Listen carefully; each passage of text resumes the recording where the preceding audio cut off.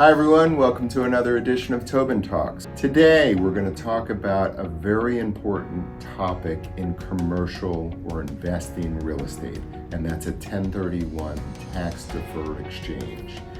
Many people have heard of a 1031 exchange. Not all of them really understand its applicability.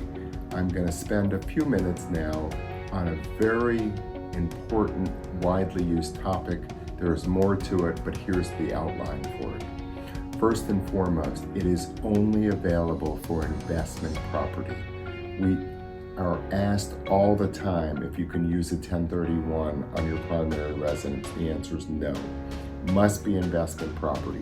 That can be rental property, that can be spec homes, that can be office property, that could be a tenant in common interest in investment property. It must be investment property. Secondly, you only use it when you made money on the sale. It is a tax deferral of income.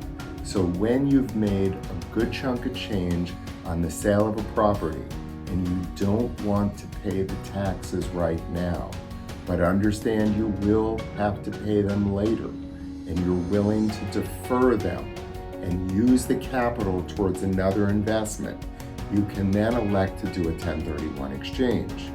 If you do a 1031 exchange, you must deal with people who have experience in it because it has to be done perfectly.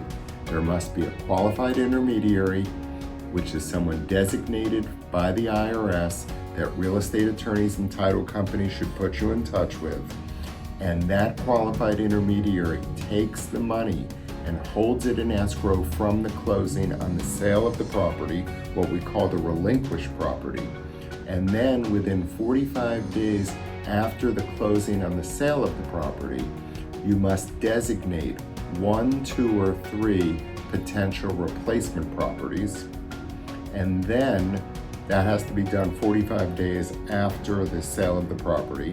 And then within 180 days after the sale of the relinquished property you sold, you have to close on up to 3, 1, 2, or 3 of those identified replacement properties. So in essence, the money's going from one property to another without touching your pocket or the pocket of your attorney. And when you buy that replacement property, it's important to understand that your cost basis is reduced by the amount of the gain.